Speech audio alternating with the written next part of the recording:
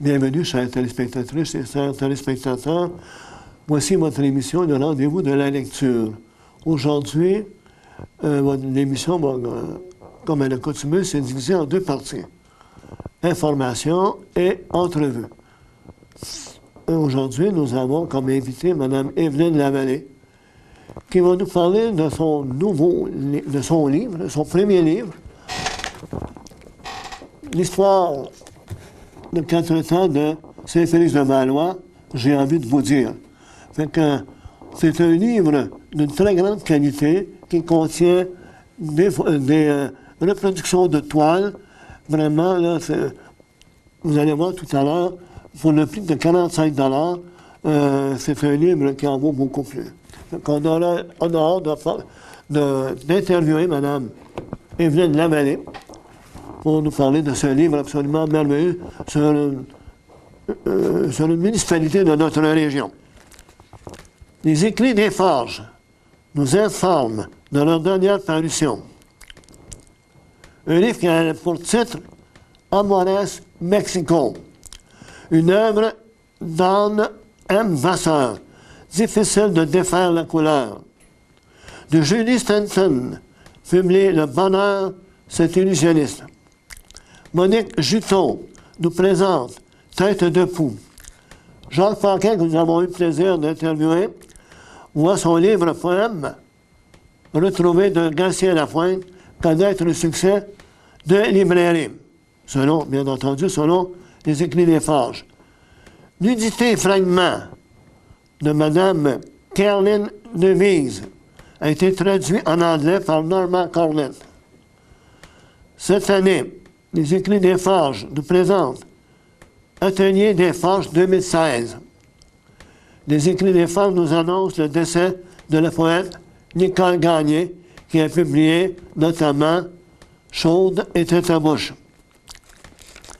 Les Éditions du Nord-Ouest nous annoncent que le poète Jacques Brault est décoré de l'Ordre des Arts et des Lettres du Québec. Il a fait paraître à cette maison d'édition son plus récent recueil de poésie intitulé Images à Mallarmé.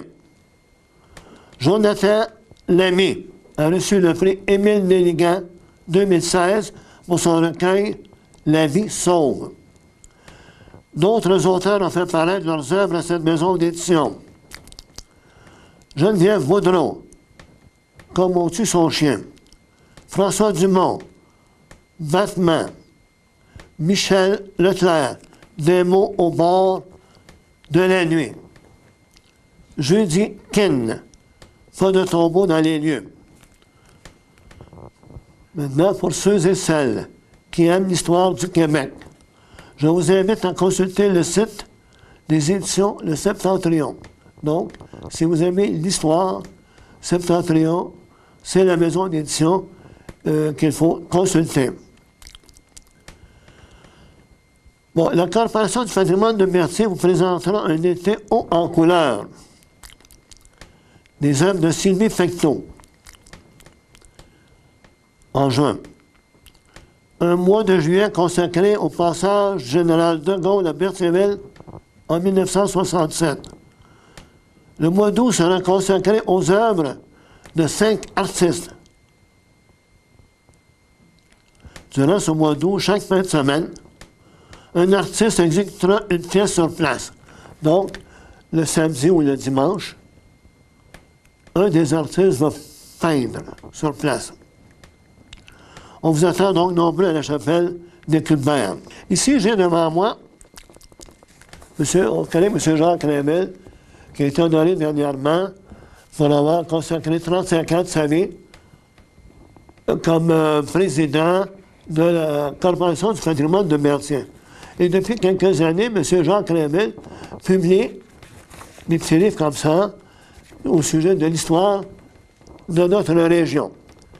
Et cet été, si vous allez à la chapelle de Culbert, ce qu'on vous invite beaucoup, il nous présente un nouveau livre sur les pas de l'histoire de Berthier, 3e document, et on parle des répertoires des admissions, baptêmes, mariages et sépultures de l'église Saint-James de Berthierville. Fait que là, donc c'est de 1823 à 1956.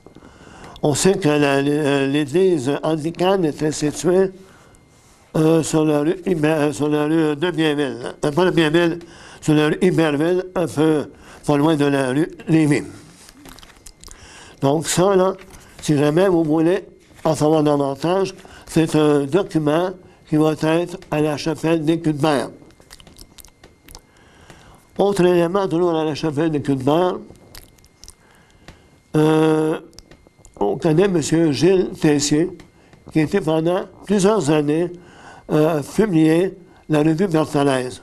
Or, il semble que des exemplaires de cette revue Bertholaise vont pouvoir être regardés et consultés à la chapelle des Cuthbert cette année. Bon. Je vous annonce tout de suite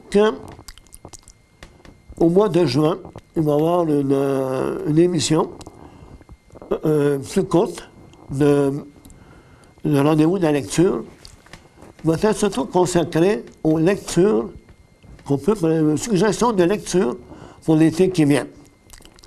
Fait que j'ai déjà très hâte de vous présenter mon invitée, Mme Evelyne Lavallée. Fait que, à tout à l'heure.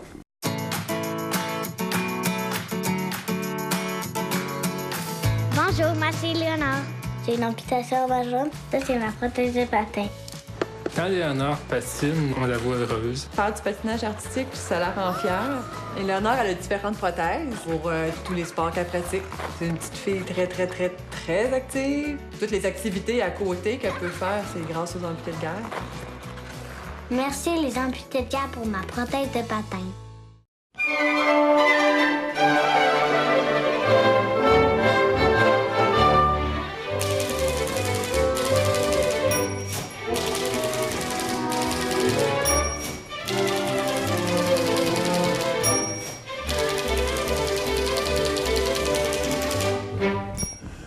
Bienvenue, chères téléspectatrices et chers téléspectateurs.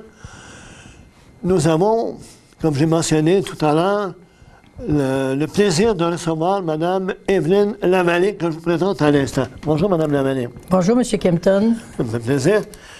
Bon, vous êtes né à Saint-Damien de Brandon. Ah oui? Parlez-moi un petit peu de vous et qui vous êtes. Je suis mère et je suis, si je recule dans le temps, je suis fille de cultivateur. Oui. Alors, j'ai été élevée sur une ferme à Saint-Damien et j'ai fait mes études primaires à l'école de rang. J'ai continué ce qu'on n'appellerait pas le secondaire, mais une partie, là, 8e et 9e année à l'école du village avec les religieuses. Oui, oui. Et ensuite de ça, j'ai fait un petit peu plus loin parce que je suis allée chercher mon brevet C en enseignement. Oui. Chez les Oblates de Marie-Immaculée à... Trois-Rivières. J'ai fini, de Trois-Rivières, j'ai fini à Saint-Jérôme. Et là, j'avais un brevet C pour faire l'enseignement au primaire.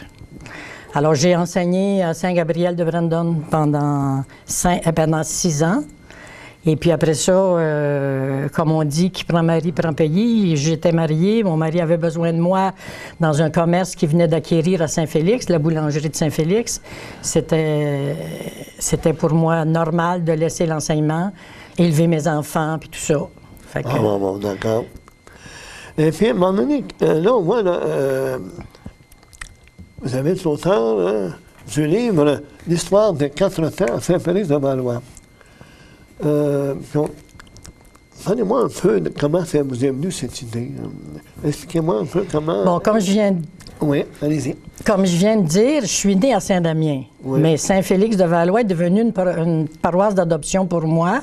Et après 34 ans de vie à Saint-Félix, une paroisse que j'ai beaucoup aimée, j'ai voulu laisser un souvenir à la paroisse, un héritage, une partie de moi. Oui, oui. Et puis comme j'étais professeur de peinture à ce moment-là, j'ai pensé faire des toiles. Alors, exprimer l'histoire en dessin au lieu de l'exprimer en mots, oui. ça a été mon idée première. de faire des toiles. Alors, j'ai commencé par faire de la recherche sur Saint-Félix-de-Valois. Je le connaissais un peu, mais pas à fond pour créer des toiles. Et alors, à partir de mes recherches, j'ai pris beaucoup de notes. Alors, de ces notes-là, après ça, m'ont emmené à faire du dessin. J'ai toujours aimé le dessin. Depuis que je suis tout petite, j'ai toujours crayonné et dessiné. Alors, pour moi, le dessin, c'était normal là, que j'exprime ce que j'avais à dire avec des dessins. Ouais. Alors, d'après les recherches que j'ai faites, j'ai commencé à dessiner sur des grands papiers parce que je voulais faire des grandes pièces là, pour la municipalité. Je ne voulais pas que ce soit petit, là. Tu sais, je voulais avoir des grandes pièces. Donc, j'ai dessiné sur des grands papiers des sujets qui sont sur les toiles d'aujourd'hui, que vous allez voir tantôt.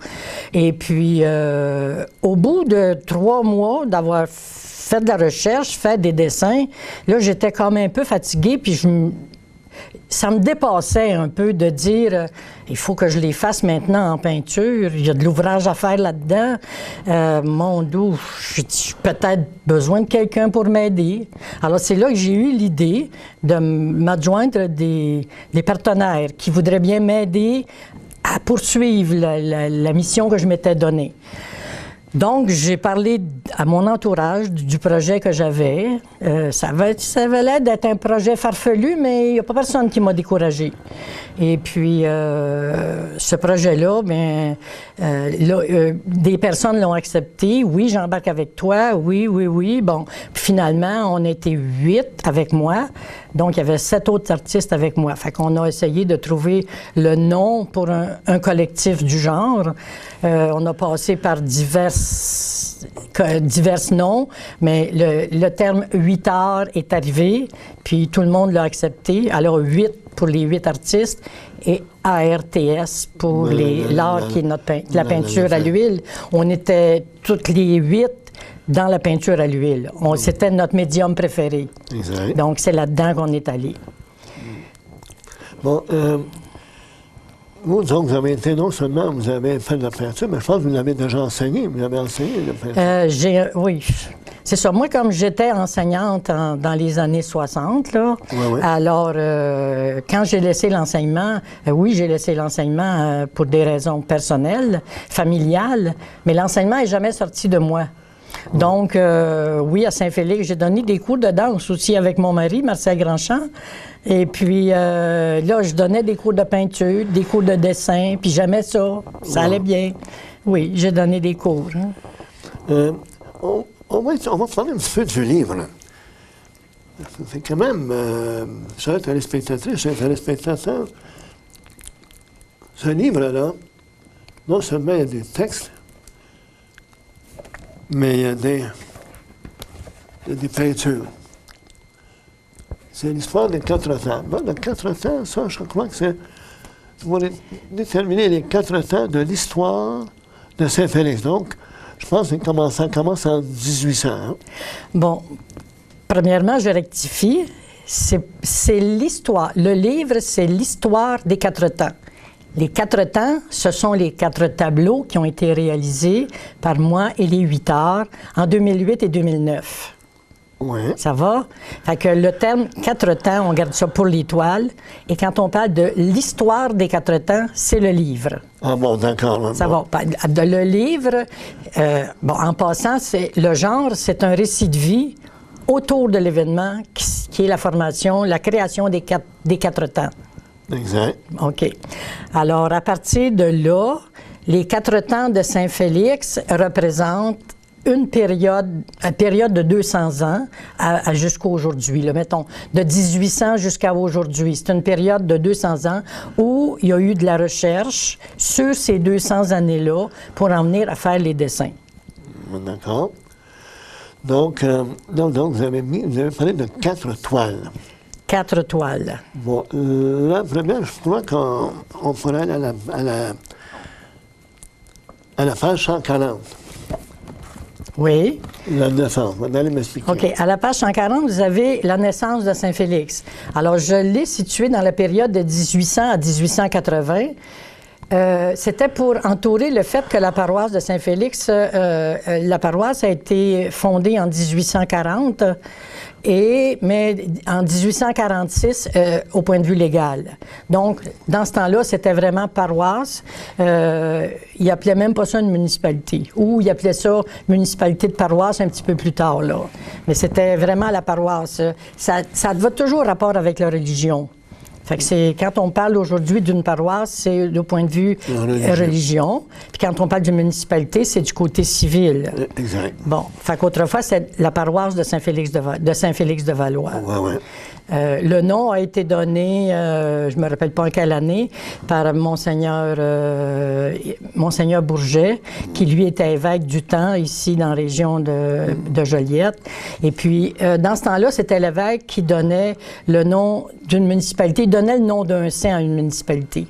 Donc là, c'était Saint-Félix-de-Valois et ainsi de suite. Fait que la religion a pris une grande place dans la vie de la colonisation et des premiers habitants de Saint-Félix, parce que c'était eux autres, les gens qui étaient instruits, hein, les prêtres, les religieux, les religieuses. Donc, dans le livre, il y a une grande recherche sur la religion, dans le sens que on a été formés dans la religion catholique et que les prêtres, c'était eux autres qui avaient l'instruction, c'était l'autorité. Ils étaient même dans l'autorité au point de vue civil, parce que c'est eux autres qui connaissaient les lois aussi. C'est pour ça qu'on dit que la religion a pris une grande place dans la vie des premiers colons, parce que les premiers colons, eux autres, ils n'avaient pas eu les moyens de se faire instruire. Hein? Donc, ils se référaient toujours au prêtre de la paroisse, celui qui était nommé là, puis qui demandait conseil. Fait que les prêtres décidaient pour les colons, puis, et ainsi de suite. Fait que, alors, la première toile représente de 1800 à 1880. Alors, la recherche a porté sur la vie des Premières Nations. Les Amérindiens, les Autochtones de ce temps-là, on les englobe toutes dans les Premières Nations. Même les Atikamekw d'aujourd'hui, qui sont à Manoan, et les Abénaquis, qui sont arrivés les premiers dans Saint-Félix, là, qui venaient de Saint-François, du Lac, je pense, et puis qui sont arrivés à Saint-Félix pour chasser et pêcher autour de nos deux rivières, parce que la rivière Bayonne était beaucoup plus impressionnante qu'elle l'est aujourd'hui. Il y avait de l'eau dedans, puis il y avait du poisson aussi, puis on avait la rivière l'Assomption qui passait aussi. Fait que donc, les Abénaquis, eux autres qui arrivaient, ils venaient chasser, puis là, ils partageaient entre les deux rivières. Dans ce temps-là, il n'y avait pas d'habitants encore. Il n'y avait que des Premières Nations. Il n'y avait que des Indiens qui venaient là, qui faisaient des échanges avec des Européens qui arrivaient, qui habitaient peut-être à Trois-Rivières. Dans le temps, ça, je parle de 1800, là, même avant 1800. Là. D'accord. Alors, on a à Saint-Félix un rang qui s'appelle le rang du portage. Ouais. Et ça signifie que ça rappelle que les premiers habitants qui portageaient entre les deux rivières, mais c'était des sentiers battus par leur passage, leur passage qui venait souvent, là. Tu sais, la répétition des mêmes gestes, des mêmes mouvements, des mêmes trajets. Même trajet, effectivement. Et puis, on a à Saint-Félix aussi une rue qui s'appelle la rue Beaubec. Et ça, c'est en rapport avec un Abénaki qui est mort sur le territoire félicien dans les années entre 1800 et 1880. Là. Ouais. Alors, j'ai voulu souligner le fait des Premières Nations avec une image indienne dessinée dans le tableau qui représente l'esprit des Premières Nations, l'esprit des Autochtones. Ensuite, il y a eu la colonisation. Les premiers colons, les Européens sont arrivés, les premiers colons aussi, qui ont défriché, qui ont travaillé dans les chantiers, qui ont travaillé à la drave.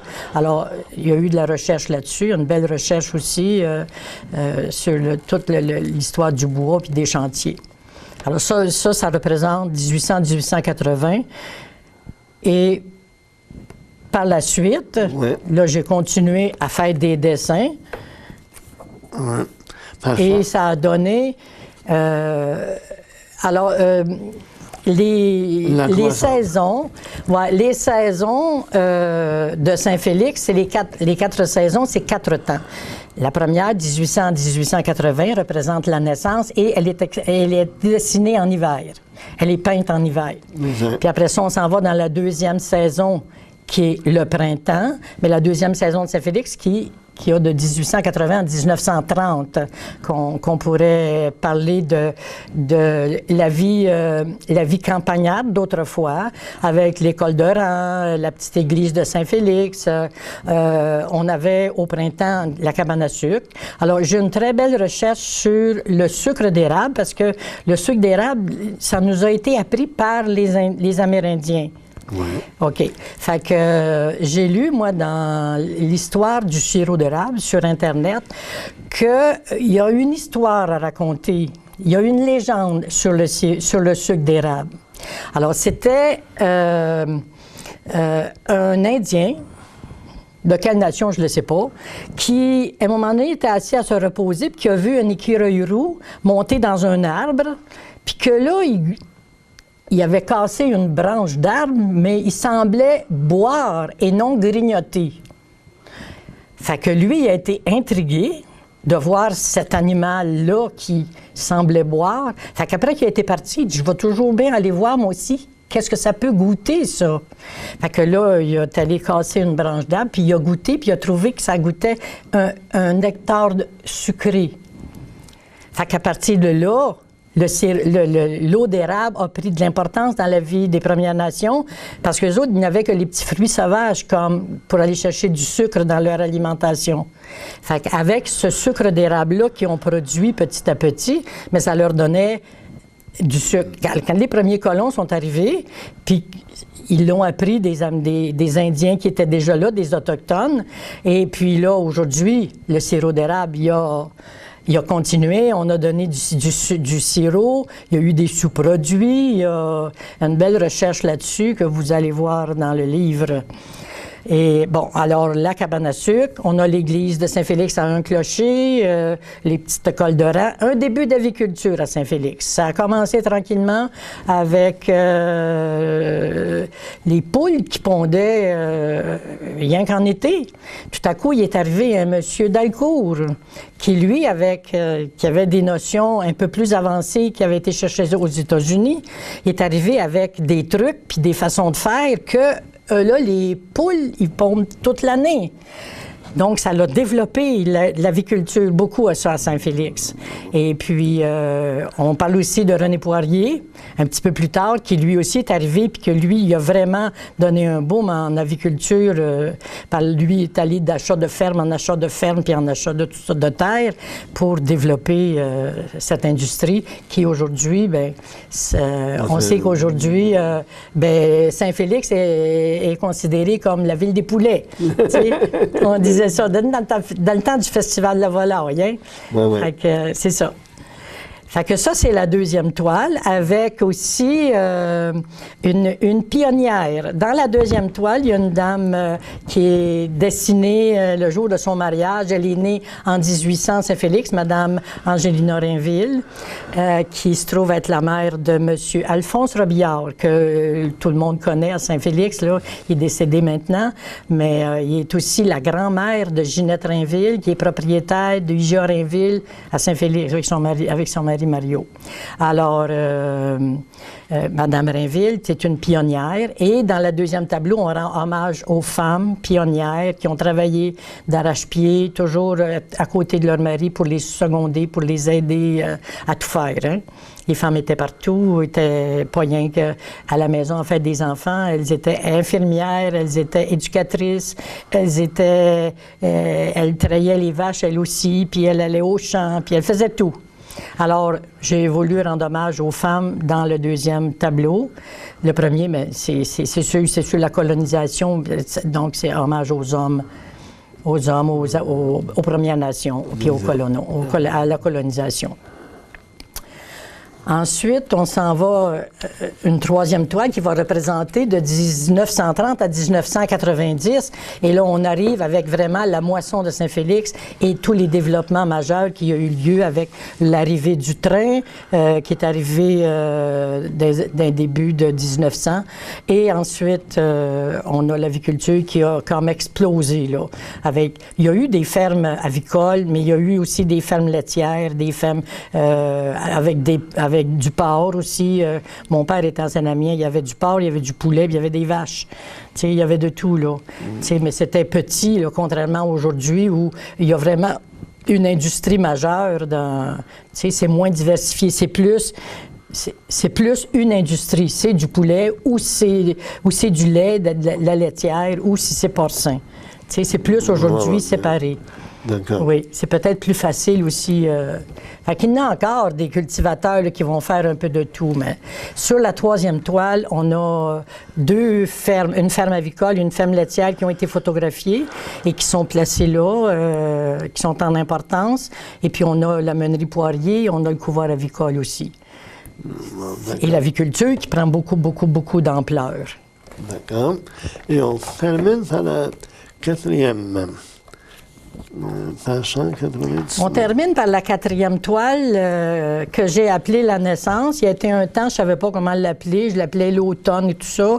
Mais à un moment donné, quand on a avancé avec les 8 heures dans ces dessins puis dans la peinture, on a fini par trouver vraiment le terme de l'héritage parce que situé de 1990 à aujourd'hui, je dis dans 50 ans ou dans 100 ans, ce sera toujours à aujourd'hui. Il a fallu un petit peu extrapoler sur l'histoire de Saint-Félix. Mais j'ai tenu à privilégier les jeunes et les aînés. Donc, à partir des jeunes et des aînés, il va toujours en avoir. Et puis, une vie qui s'harmonise les uns avec les autres. On avait, en 1972, l'implantation de l'école secondaire de l'Érablière. Elle s'appelait polyvalente dans le temps parce qu'il y avait des métiers aussi. Oui. Aujourd'hui, on n'appelle plus ça une polyvalente à Saint-Félix. C'est devenu école secondaire l'Érablière parce que les métiers s'en sont allés dans une autre école qui est plus polyvalente, là, Barthélemy Joliette ou Thérèse Martin. Et donc, l'école secondaire de l'Érablière, qui a accueilli dans la première année jusqu'à la 4e secondaire, maintenant accueille le 5e secondaire. Et alors, les jeunes et les aînés. Quand on a fait les toiles avec les 8 heures, il était question dans la municipalité qu'il y ait une maison pour des personnes âgées qui soit bâtie. Donc, j'ai dû attendre d'avoir des publicités qui paraîtraient dans les, tu sais, par la poste là, ou par les médias quelconques pour avoir une photo, quelque chose, si je voulais représenter. Mais c'est arrivé en décembre. Alors, en décembre, on a pu mettre le dessin grossier, évidemment, là, sur les toiles, parce que les toiles sont immenses. En passant, elles mesurent de 4 pieds par 5 pieds. 4 pieds. On dit toujours le premier chiffre dans la hauteur et le deuxième chiffre dans la largeur. Donc, 4 pieds par 5 pieds. Et puis, fait qu'on avait... C'est très beau. Quelqu'un qui voudrait regarder les 4 tableaux les uns à côté des autres, le lancement du livre va se faire samedi qui vient, le 27 mai. 2017, évidemment. Et puis, ça va se faire au centre communautaire Pierre Dalcourt à Saint-Félix-de-Valois. Ouais. Donc, les 4 toiles, la municipalité va nous les apporter, vont être placées les unes à côté des autres. Là, on va pouvoir vraiment comparer les... Alors, cette toile-là, qui représente jusqu'à aujourd'hui, est centrée sur les jeunes et les aînés, des sports d'été et des loisirs de toutes sortes. On va les voir un petit peu. Je vais regarder ce que j'ai vu, la grandeur des toiles. Ouais, la largeur, c'est 5 pieds, 5 pieds de large. Ça fait des beaux morceaux à peindre. Je vous dis que quand on peignait ça dans le sous-sol, ça prenait des gros chevalets pour venir à bout de... Ça prenait au moins 2 chevalets pour venir à bout, qu'elle soit solide pour qu'on puisse travailler dessus. Là, je vous dis toujours, puisqu'on puisse travailler dessus, parce que là, j'étais plus toute seule. Moi, j'étais toute seule à travailler sur ces tableaux-là de janvier jusqu'à avril 2008. Mais après ça, comme je me suis demandé de l'aide, puis que les 8 heures ont bien voulu collaborer avec moi, là, on était vraiment 8 à travailler tout le temps là, à partir des dessins qui ont été faits sur les toiles et ensuite la peinture. Fait que la peinture, on a fini par un vernissage qui a eu lieu le 9 mai 2009. Ouais. Mais c'était pas fini encore après, parce que même après, là, ces toiles-là, comme il n'y avait pas d'acquéreur, on voulait les vendre, on ne savait pas quoi faire avec. C'était trop grand de mettre dans nos maisons. Fait que là, on les a placés dans des édifices publics à Saint-Félix pour au moins 1 an. Mais ils ont été plus que ça, là, parce que la municipalité n'avait pas de locaux pour les mettre toutes les 4 dans le même endroit. Exact. Maintenant que la municipalité a rénové l'hôtel de ville, ils ont un beau local dans la salle du conseil où elles vont être exposées en permanence et au vu à tous ceux qui vont vouloir aller les visiter. D'accord. C'est ça. Et le livre que vous faites, c'est qu'il faut l'expliquer. Le livre est fait pour expliquer. Donc, c'est un récit de vie, oui. Tout ce qui s'est passé, tout ce qu'on a vécu en le faisant, moi et la vie de toutes les personnes, la recherche de l'histoire, la vie des Premières Nations, la vie des chantiers, la vie de la colonisation, les développements, les améliorations que les femmes ont eues au point de vue loi, puis au point de vue civil. Les femmes n'ont pas toujours eu des droits comme elles en ont aujourd'hui. Elles ont été obligées de se défendre, de se battre pour avoir des droits. Hein. Fait que là, j'ai expliqué ça dans le livre. Alors, c'est la vie aussi de ça. Et c'est aussi très, très historique par rapport aux dessins qui ont été faits et à la recherche. Et c'est aussi très éducatif parce que j'explique dans le livre comment faire des tableaux de grandeur spéciale là, ou des histoires inédites. J'ai pas vu beaucoup de paroisses, moi, ou de municipalités qui ont des grands tableaux comme ça, là. Et je sais qu'il y a des gens qui sont très fiers d'avoir ça là, dans la municipalité. Et j'imagine que la municipalité de Saint-Félix sont très heureux de l'avoir, d'avoir les 4 toiles là, qui représentent leur coin à eux autres. Là. Mais c'est vraiment l'histoire du Québec aussi, là, parce qu'on pourrait dire que dans tout le Québec, toutes les paroisses ont commencé pareil, les municipalités ont commencé pareil, puis tu sais, c'est la vie autochtone avec la colonisation, mais dans le livre, c'est sûr, vu que c'est en rapport avec les toiles, ça représente un petit peu plus le thème de l'aviculture qu'une autre paroisse qui en a moins. Il y a une chose dans vos toiles, c'est que vos toiles, ça soit la naissance, la croissance, la moisson et finalement l'héritage, c'est qu'à l'intérieur de chacune des toiles, vous représentez une partie de ce qui était Saint-Félix-de-Valois. Donc, à un moment donné, dans une de vos toiles, on voit à un moment donné l'église, la croix de chemin, l'école d'Aran, on voit à un moment donné un cheval. Donc, sur une toile, vous résumez un peu cette période-là. On va dire, vos toiles, quand vous avez fait vos toiles les 8 heures ensemble, vous avez peut-être songé à dire, ben, bon, entre 1880 et 1930, voici, là, avec des idées qui se sont regroupées pour former une toile finale avant d'être peinte, là. Moi, quand j'ai fait mes dessins puis que les 8 heures sont arrivées au mois d'avril, c'était déjà déterminé. Les périodes étaient déterminées, les saisons étaient déterminées parce que les dessins avaient été faits en conséquence. Ce que les 8 heures ont apporté de plus, c'est que on était 8 à tracer les dessins que moi j'avais faits sur des grands papiers. On était 8 à les tracer sur les 4 toiles. Mais les 8 heures ont changé des items, des dessins qui étaient moins rapports, ils en ont changé, ils en ont ajouté, ils en ont soustrait pour donner les toiles qu'on a aujourd'hui. Fait que avec les 8 heures, les toiles ont été enrichies, se sont améliorées. d'améliorer. Et puis j'étais très fière de ça. J'étais en accord avec ça. D'accord, parce qu'à un moment donné, comme dire, ça a été un esprit d'équipe, ça a été un travail d'équipe. Ça a été un travail commun pour un rêve que moi j'avais au départ toute seule. Hein, j'avais le rêve de donner ça à la municipalité, un souvenir, mais mon projet est devenu commun à toute la gang, à tout le groupe des 8 arts. Ah, bon. Écoutez, après cette exposition de 2009, hein, vous m'avez dit que c'était en 2009, hein, vous avez exposé, c'est en 2009. On a fait le vernissage le 9 mai 2009. Ah, oui. Ouais. Là, vous avez dans ce livre-là aussi des gens, après l'exposition, vous m'avez dit tout à l'heure que les gens donnaient leur opinion ou leurs commentaires. Oui. Et puis, dans l'ensemble, les gens ont... Oui, par rapport au vernissage, je me suis...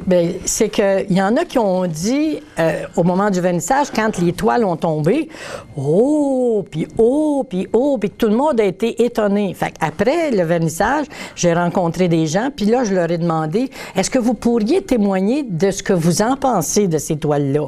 Alors, c'était des gens qui les avaient vus, qui étaient venus au vernissage, et puis, alors, ces gens-là qui ont parlé, j'ai gardé les écrits, et ils sont écrits là-dedans dans ce qu'ils ont dit. Ouais. Il y a c'est pas un chapitre, mais c'est quand même plusieurs pages sur ce qu'ils ont dit. Des commentaires. Oui, des commentaires. Ça doit faire chaud au cœur. Des fois, on dit, ben là, on a fait quelque chose. Les gens sont venus, ils ont admiré ce qu'on a fait, et les gens sont positifs. Je ne pouvais pas écrire ce livre-là sans les faire témoigner de la chose. Il fallait que ce soit écrit dans mon livre, c'est bien sûr, parce que ça fait partie de la vie des toiles. Puis les gens, ça, ils savent pas. Tu sais, un tel a dit telle chose, un autre a dit telle chose, mais chacun sait qu'est-ce qu'il a dit, mais il ne sait pas ce que les autres ont dit. Exactement. Hein? Fait que c'est sûr que c'est enrichissant, c'est sûr. Donc, non seulement il y a eu l'aspect tableau, mais il y a aussi, au niveau des bibliographies, c'est la bibliographie, c'est sûr qu'écrire un livre de même, je ne l'ai pas fait toute seule, dans le sens que c'est mon premier livre. Alors, j'ai eu des correcteurs, j'ai eu des gens qui l'ont lu, qui l'ont retravaillé aussi, après que je l'ai eu écrit. Et puis, j'ai eu une correctrice qui s'appelle Mme Marie-Hélène Sarrazin, qui est professeure de littérature et de français au Cégep de Joliette. Elle a passé un temps précieux à faire la correction, et c'est elle qui m'a proposé cette bibliographie-là. Ah, maman. Et j'en suis bien fière. C'est la bibliographie de M. Richard Belleville. Oui, noté dedans, parce que j'ai pris des... Oui, j'ai pris des termes dans son livre, le livre de Richard Belleville, et je l'ai noté parce que c'est important que chaque auteur soit nommé en bibliographie. J'ai vu tout à l'heure qu'est-ce qu'il arriverait pour le 5e tableau. Avez-vous une suite à ça? Allez-vous donner une suite à ça? Le 5e tableau, ça, c'est dans l'épilogue là, que vous avez vu ça. Là. Dans l'épilogue, là, le monsieur qui me l'a fait se trouve être mon beau-frère, qui a travaillé, lui, à l'école secondaire de l'Érablière pendant plusieurs années comme directeur en orientation. Alors, c'est lui qui a signé mon épilogue et qui me dit que la suite, c'était... attends, répétez-moi donc la question. Vous m'avez dit, je viens de perdre mon idée. Le 5e tableau. Il extrapole dans l'avenir. Il suppose qu'il peut-être y avoir un 5e tableau par d'autres 8 arts ou par d'autres artistes qui pourraient continuer l'histoire. OK, fait que c'est une façon imagée de suggérer une suite à ça. Mais vous, personnellement, est-ce que vous avez des projets pour un deuxième livre? Peut-être pas aussi important, mais avez-vous... ça, moi, j'ai trouvé ça très important, faire ça. Et puis, au début, je me suis dit, j'ai suivi un cours d'écrivain, je vais faire ce livre-là, puis j'ai bien d'autres choses dans ma vie aussi, comme passe-temps. Mais je vous dis que j'ai adoré ça. J'ai beaucoup aimé écrire. Et puis, j'ai aimé me faire corriger aussi. Mais là, je saurais plus où m'en aller si je faisais une suite, si je faisais un autre livre. Exemple, c'est J'aurais des idées. J'avais pensé à une biographie d'un grand brûlé. Mais je ne sais pas si il y aurait la capacité de revivre ces moments-là. Parce qu'il est rendu à 80 ans. J'ai un de mes frères qui a été grand brûlé. Puis j'avais commencé un petit peu à recueillir il y a plusieurs années son témoignage. Et puis aujourd'hui, pas sûr. Mais comme j'ai toujours aimé enseigner, il se peut que ce soit quelque chose que je m'en irais vers les enfants. J'ai une petite idée, là, mais si ça voit le jour, je vous en reparle. Ça me fait très plaisir. Écoutez, mais où peut-on se procurer ce livre-là? Là, actuellement, le livre, là, c'est sûr que la population générale est invitée le 27, qui est samedi qui vient, là, dans 4 jours. Au lancement du livre à Saint-Félix. Bon, on peut s'en procurer là. Et pour le moment, j'ai pas de site Internet. J'ai un numéro de téléphone. J'ai le 450-867-3793, qui est mon numéro personnel. Et puis, j'ai une adresse courriel. Bon, lavallée.eveline@gmail.com. On va répéter votre adresse. lavallée.eveline43. C'est important, 43, parce que si on l'oublie, vous ne rentrerez pas sur mon site. OK, sur mon courriel. Et à gmail.com. Bon. lavallée.eveline43 @gmail.com. Gmail.com. Exact. Votre numéro de téléphone, 450-867-3793. On peut se procurer le livre de madame, puis vous allez être absolument... regardez, si je tombe à la page 121, c'est les décès transférés sur la toile. Un livre comme ça, là, il se vend 45 $. Je le vends 45 $. Mais je peux vous dire une chose, chère téléspectatrice et chers téléspectateurs, pour 45 $, vous avez une mine d'or. Ça vaut beaucoup plus que ça. Mais pour 45 $, vous allez avoir un livre absolument merveilleux qui raconte l'histoire des 4 temps de Saint-Félix. Puis en quelque chose que j'ai envie de vous dire. Oui, j'ai envie de vous dire. Oui. Fait que, quand je dis, j'ai envie de vous dire merci. Bien, c'est moi qui vous remercie parce que sans vous, je ne serais pas ici aujourd'hui. Vous avez bien voulu accepter de me voir, de me rencontrer et de m'interviewer et j'en suis très fière. Merci beaucoup, Mme Lavallée. Merci beaucoup. Merci, madame, et bonne fin de journée. Moi, je travaille en français. Dans mon dépannage, je travaille en français. Au Québec, on travaille en français. Un message d'impératif français.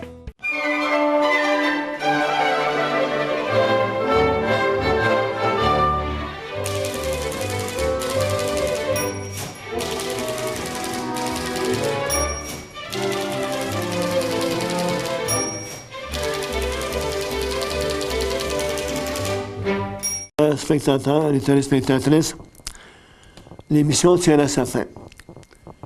Et comme toujours, eh bien, je tiens à vous remercier vivement d'être assidus à cette émission de Rendez-vous de la lecture.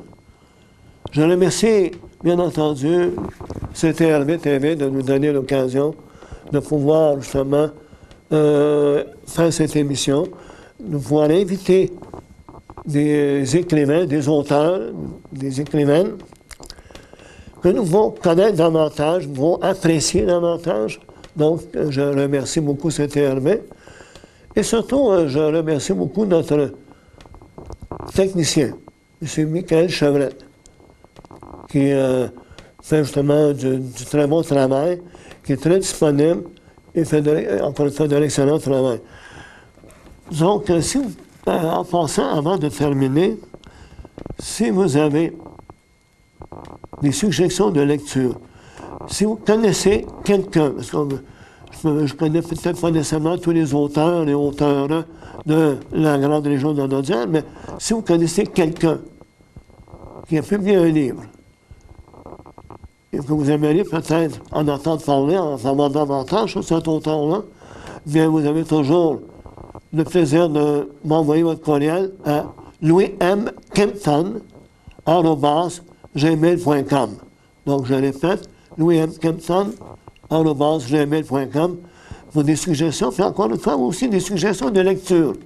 Dire, mais j'ai lu tel livre, puis ça m'a plu, c'est qu'à ce moment-là, on pourrait peut-être en parler en ondes.